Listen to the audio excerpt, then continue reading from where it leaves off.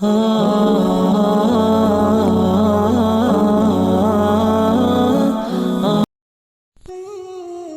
آپ چاہتے ہیں کہ رب العالمین ہمیشہ آپ کو اپنے قریب محسوس ہو، آپ کا ہر کام آپ کی رب کی رضا اور کرم سے بخیر و عافیت اپنے انجام تک پہنچے، اور آپ کے رب کی رحمت اور برکت آپ کو ہر وقت اپنے سائے میں لیے رکھے، تو آپ کو اپنے رب کا ذکر کیے رکھنا ہوگا۔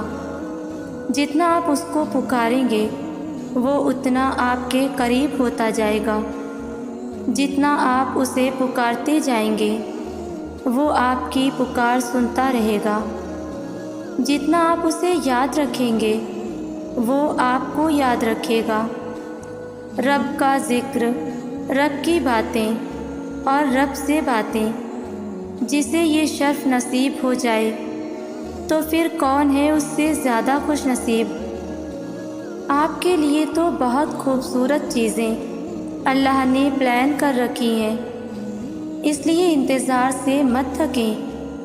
اس انتظار کے بعد اللہ کے لامحدود خزانوں میں سے آپ کو بڑے بڑے انعامات دیے جاتے ہیں۔ بس آپ اللہ سے دعا مانگتے رہیں اور اللہ کے راستے پر جمے رہیں، آپ جلد ہی قبولیت کی خوشخبری سے نوازے جائیں گے۔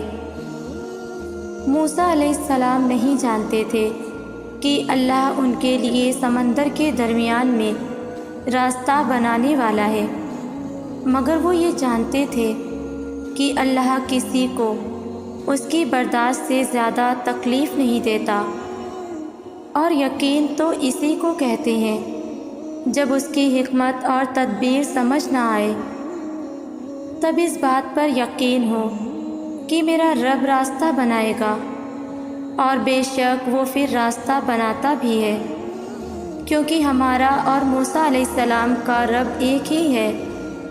ابراہیم علیہ السلام کی طرح اللہ سے دعائیں مانگا کریں۔ ابراہیم علیہ السلام نے اللہ سے ناممکن چیزیں مانگی تھیں۔ مکہ میں پھل نہیں اگتے تھے، ابراہیم علیہ السلام کی دعا کی وجہ سے وہاں پھلوں کی کثرت ہو گئی۔ اکثر لوگوں کا ایک سوال ہوتا ہے کہ کیا قسمتوں کا بدل جانا اور تقدیروں کا پلٹ جانا ممکن ہے؟ کیا اللہ تعالیٰ ایسے کوئی اشارے ظاہر کرتا ہے جس سے معلوم ہو سکے کہ اللہ ہماری قسمت بدلنے والا ہے؟ تو یاد رکھو، جب اللہ تعالیٰ کسی کی قسمت بدلنا چاہتا ہے نا، تو اسے کچھ اشارے بھی ضرور ظاہر کرتا ہے۔ زندگی میں ہر لمحہ، ہر آن بدلاؤ آتا رہتا ہے، حالات بدلتے ہیں، چیزیں بدلتی ہیں، یہاں تک کہ قسمتیں اور تقدیریں بھی بدل جایا کرتی ہیں، مگر تم سمجھ نہیں پاتے۔ اللہ تعالیٰ قرآن پاک میں فرماتا ہے، اے انسان، جو خیالات تیرے دل میں گزرتے ہیں ہم انہیں خوب جانتے ہیں، اور جان رکھو زمین و آسمان تک اس کائنات میں جو کچھ بھی ہو رہا ہے وہ تنہا خدا کے حکم سے ہو رہا ہے، اور کسی بھی معاملے میں کسی کا کوئی دخل نہیں کہ وہ کسی کی قسمت پر اثر انداز ہو سکے۔ اور کیا تم یہ خیال کرتے ہو کہ تمہیں بے مقصد پیدا کیا اور تمہیں تمہارے حالوں پر چھوڑے ہیں؟ سن رکھو، وہ اللہ ہی ہے جو دانے اور گٹلی کو پھاڑ کر اس سے درخت اگاتا ہے، وہی جاندار کا بے جان سے نکالتا ہے۔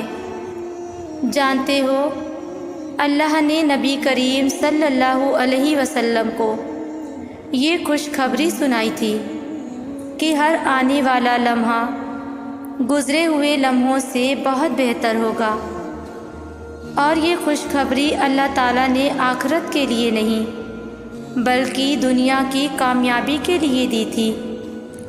یاد رکھو، اللہ کاتب تقدیر ہے، وہ مٹا کر نئے سرے سے تقدیر پھر سے لکھ دے۔ وہ تو جہاں سے چاہے کہانی کا رخ موڑ سکتا ہے۔ اور جیسے چاہے انجام بدل سکتا ہے۔ اللہ فرماتا ہے کہ وہی خدا ہے جو تمہاری قسمتیں بناتا اور بگاڑتا ہے۔ وہ سب کچھ سننے والا اور جاننے والا ہے، لہٰذا بندے کو اسی سے دعا اور اسی پر پورا توکل کرنا چاہیے۔ یاد رکھو، تمہارا مقدر تمہاری زندگی نہیں بناتا، بلکہ تمہارا توکل تمہاری زندگی بناتا ہے۔ اور جو درد تم محسوس کرتے ہو وہ میسیجز ہیں، انہیں غور سے سنو۔ جس طرح کوئی خزانہ سانپ کے بغیر اور کوئی پھول کانٹے کے بغیر نہیں، اسی طرح کوئی خوشی غم کے بغیر نہیں ہے۔ بلندی پر جانا ہمیشہ مشکل ہوتا ہے۔ جب راستے پر چلنا شروع کر دیں تو راستہ نظر آنے لگتا ہے۔ یاد رکھو، زندگی گر کر اٹھنے کا نام ہے۔ قسمت تبھی بدلتی ہے جب انسان گر کر کھڑا ہوتا ہے۔ تو پھر تم خود کو کمزور کیے بغیر اپنے حصے کا کام کرتے جاؤ اور باقی اس منصوبہ ساز پر چھوڑ دو جو کاتب تقدیر ہے۔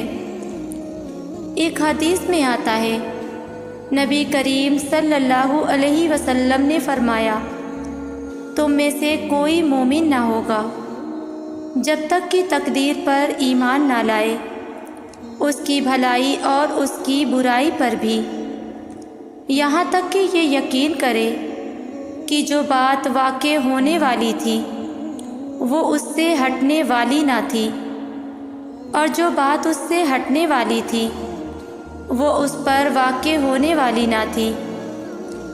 وہ جو سب کی نظروں سے دور آسمانوں میں ہوتا ہے وہ کسی گہرے مقصد اور گہری پوشیدگی کے لیے ہوتا ہے۔ یاد رکھو، تمہارا حق پر قائم رہنا اس بات کا اشارہ ہے کہ تمہاری قسمت بھی پلٹنے والی ہے۔ جب اللہ کسی انسان کی قسمت بدلنے کا ارادہ کرتا ہے تو اسے بدلنا شروع کر دیتا ہے۔ اس کی سوچ، اس کی ترجیحات اور اس کی نظریات میں بہتری آنا شروع ہو جاتی ہے۔ اگر قرآن کی روشنی تمہارے دل کو منور کرنے لگے اور تم اپنے گرد و پیش پھیلی ہوئی تاریکی کو اپنے علم و عقل سے نہیں بلکہ اللہ کے نازل کردہ ہدایت کے مطابق روشن کرنا شروع کر دو، تو یہ بھی ایک اشارہ ہے کہ کاتب تقدیر پھر سے تمہاری قسمت لکھنے والا ہے اور تمہاری زندگی کے سارے ٹیڑھے راستے سیدھے اور صاف کرنے والا ہے۔ جان رکھو، عرش والا تمہارے دل اور تمہارا عمل دیکھتا ہے، اور دل دیکھ لے تو دل پھیر دیتا ہے۔ قسمتیں اور تقدیریں بدل جایا کرتی ہیں۔ جب اللہ کسی انسان کی قسمت پلٹنا چاہتا ہے تو اس کی بہترین نشانی یہ ہے کہ وہ اسے اپنی طرف متوجہ کرتا ہے، اور خاص طور پر جب تم دعا کرتے ہو۔ جان رکھو، دعا میں اتنی طاقت ہوتی ہے کہ جو عرش تک کو ہلا سکتی ہے، اور جب دعا فیصلہ کن مراحل میں داخل ہوتی ہے تو تقدیر اور قسمت کو بدل دیتی ہے۔ اور اس کے لیے مقدر کا موڑنا کیا مشکل ہے، جس نے مشرق اور مغرب موڑ رکھے ہیں۔ تمہاری قسمت جگانے کو تو خدا کا نام ہی کافی ہے۔ ایک بات ہمیشہ ذہن میں رکھیے گا کہ اللہ تعالیٰ زبردستی کسی کو اپنے قریب کرنا پسند نہیں کرتا۔ وہ تو دین میں بھی زبردستی نہیں کرنے دیتا۔ لا اکراہ فی الدین، دین میں کوئی جبر نہیں۔ ابو جہل اور ابو لہب کے ارد گرد اللہ کے کتنے دوست تھے، یہاں تک کہ نبی کریم صلی اللہ علیہ وسلم کی موجودگی ان کے قریب تر تھی۔ لیکن ان کی اپنی چوائس اللہ سے دور رہنے کی تھی، تو پھر وہ واقعی اللہ سے دور کر دیے گئے۔ ہم سب کو بھی تو زندگی میں یہ چوائس دے دی گئی ہے کہ چاہیں تو اللہ کی دوستی اختیار کر لیں یا پھر اللہ سے دوری۔ آپ کے ساتھ کوئی زبردستی کرتا ہے کہ ساری رات جاگتے رہو اور فجر کے وقت سوتے رہو، نہیں نا، یہ تو آپ کی اپنی منتخب کردہ راہ ہے۔